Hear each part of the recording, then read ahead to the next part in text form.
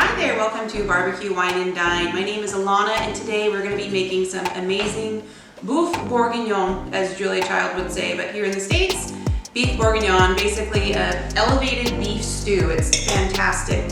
So we're going to start off with about a half a pound of bacon, and this is nice thick cut bacon, none of that thin skimpy stuff. And we're just going to slice it into small pieces. And I have a Dutch oven over there with a little bit of extra virgin olive oil in it. And we're gonna get that going.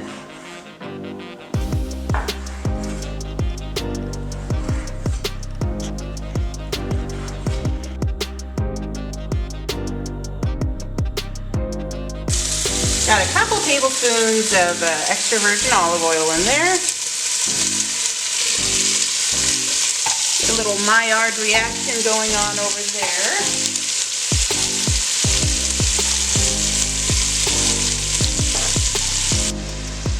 So I got some paper towels and a 3.5 pound chuck roast here, just regular old chuck roast. I'm going to dry it all off and slice it into about 1 to 2 inch cubes that we're going to saute once the bacon is done. So I'm just going to pat the meat really dry, because if the meat is wet or damp at all, it's going to make it really hard to brown. It takes a while for that water to steam off, and then you'll lose that gorgeous crust that you're after. I'm just going to cut it up into chunks here. I like to kind of split the muscle the way the anatomy goes. There we go.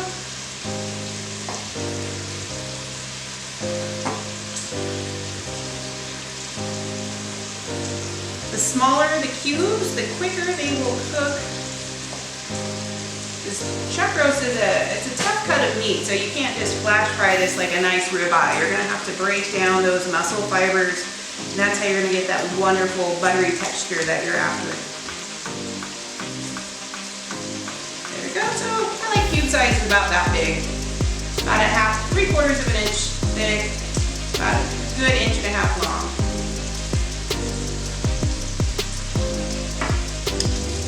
And little fat caps in the fibrous fatty sinew tissue. That doesn't taste very good, so I find if you're not going to bother to eat it in the end, I bother to cook it in the first place. It's just easier to toss it, or sometimes it's good used in sausage and homemade burgers, things like that. And I'm going to go check on our bacon. Alright, so our bacon is nice and crispy. It's going to continue to cook in the stew, but go ahead and take it out. And this is the same pot that we're going to cook our beef in. I love black pepper, so I like to use the coarse ground, but whatever you prefer. After all, you're the one who's eating it. Yeah, this is going to be fantastic. We're going to get some nice red wine in there, some butter, lots of butter, of course. And the pot, it'll take a few hours for it to finish cooking down, but it's going to make basically its own rich gravy between the butter, the beef's own juices that will come. We're going to put some flour in there, and then just shy of a whole bottle of red wine. You don't have to pull out your vintage red wine, but I wouldn't recommend using bottom of the barrel either. Something you wouldn't mind drinking, but nothing more than $10 or $15 is really necessary. So we've got our chuck roast nice and seasoned, and we're going to go into our screaming hot bacon fat. And you want to make sure you hear a nice sizzle, and we do not want to overcrowd the pan, or else, like I mentioned earlier, you're going to get some more steaming rather than searing. So we're going to do this in a couple batches. I know it takes an extra 10 minutes, but this is worth the wait. This is not any ordinary stew.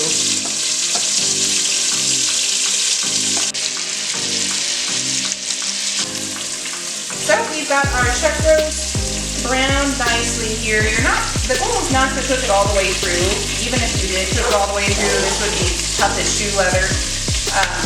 We're going to braise it in that red wine and beef stock, and that is where the magic is going to happen. So the goal is really just to get a little bit of color on here.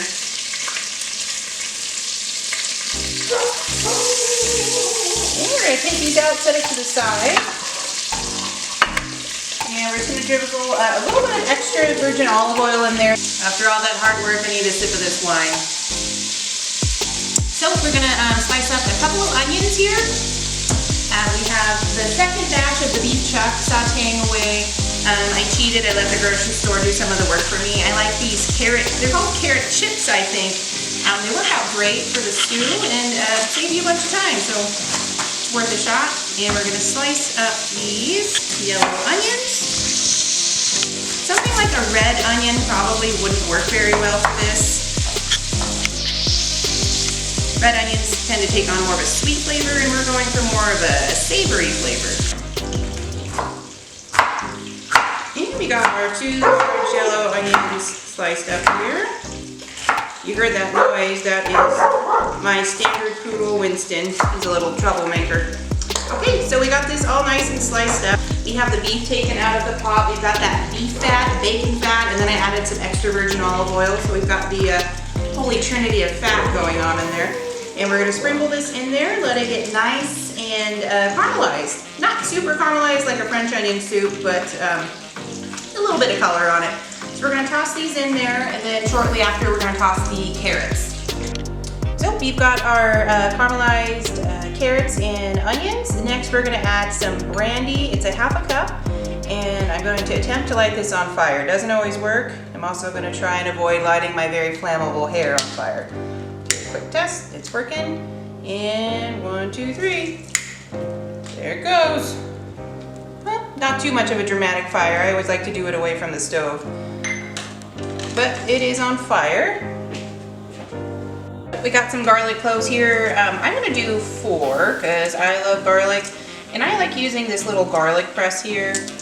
Makes it easier than slicing it. And your hands don't get quite so garlicky smelling. I'm just gonna scrape that off the bottom here. Garlic loves to burn. I've noticed in a lot of recipes, they'll say, throw in the carrots and onions with the garlic right off the bat. Every time I've done that, the garlic burns. So I like to put it in just the last couple minutes so it gets some toastiness, a little bit of caramelization on there, but you don't get that gross, bitter burn taste. So we're gonna add back in the star of the show, our beef chuck roast that we salt, peppered, sauteed in bacon fat and some extra virgin olive oil. We're gonna toss the bacon back in. A very generous ½ pound, probably more like 3/4 of a pound, but I don't think anyone's gonna complain. I've got about 2 tablespoons of butter. We're gonna drop that in. I've got an 8-ounce can, or sorry, no, a 10-ounce can of beef consommé that I'm also going to put some water in, so another 10 ounces of water. And beef consommé is very salty, so always just be wary of that. I'm going to add in 2 tablespoons of flour to the 2 tablespoons of butter. This is going to help thicken the sauce. I've got a ½ teaspoon of French thyme that is dried. If you're using fresh, you pretty much almost always double it. So if you're using fresh, about a teaspoon of fresh thyme. But I like to rub it together to kind of express the oils. It makes it taste a little bit more fragrant. And I've got about a tablespoon of tomato paste. You could also substitute ketchup. All right. Then I've got about 3/4 of a bottle of red wine. I helped myself to a glass. This is a 2016 Spanish Rioja. It's a dry red wine. Traditionally, you could use a French Bordeaux. French Bordeaux is very expensive, and I actually prefer the Rioja. So whatever would work, any type of dry red wine, a Cab would work great, a Shiraz. So we're just going to stir this around, and once this is nice and stirred, we're gonna get this into the oven at about 350, 3 hours, sometimes it takes 4 hours, but you wanna make sure that the beef is tender. You don't want it to be too tough. You don't want it to be falling apart either, but whatever your preference is. And so I'm gonna get the lid on this and pop it into the oven. So I've got a couple tablespoons of butter and extra virgin olive oil in here. And I've got a small box of mushrooms here that I dried off, that I wiped off with a paper towel. And I'm just gonna dump them in and get those going. I wanna kind of get a little saute on them. And I'm gonna sprinkle just a bit of salt and pepper. And we're gonna finish that off in our beautiful Boeuf Bourguignon.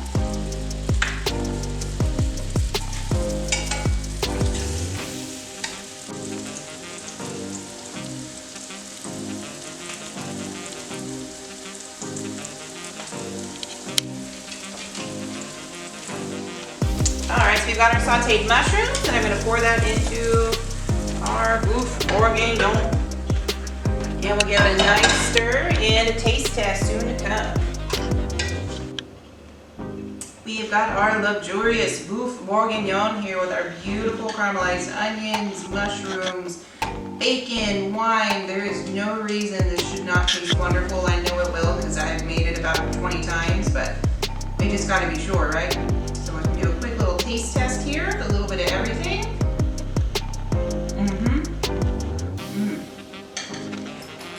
That beef just falls apart. It's been braising for 3 hours in red wine, butter, beef consomme. There's no way that your friends and family are not going to love this. Personally, I have friends and family that request this every year for their birthday or for the holidays. I'm sure yours will too. Once you kind of get towards the end, you get some nice French bread to soak up all of that gravy that it's made with. Cheers, and thank you for watching Barbecue, Wine, and Dine. Hope you guys have a great evening.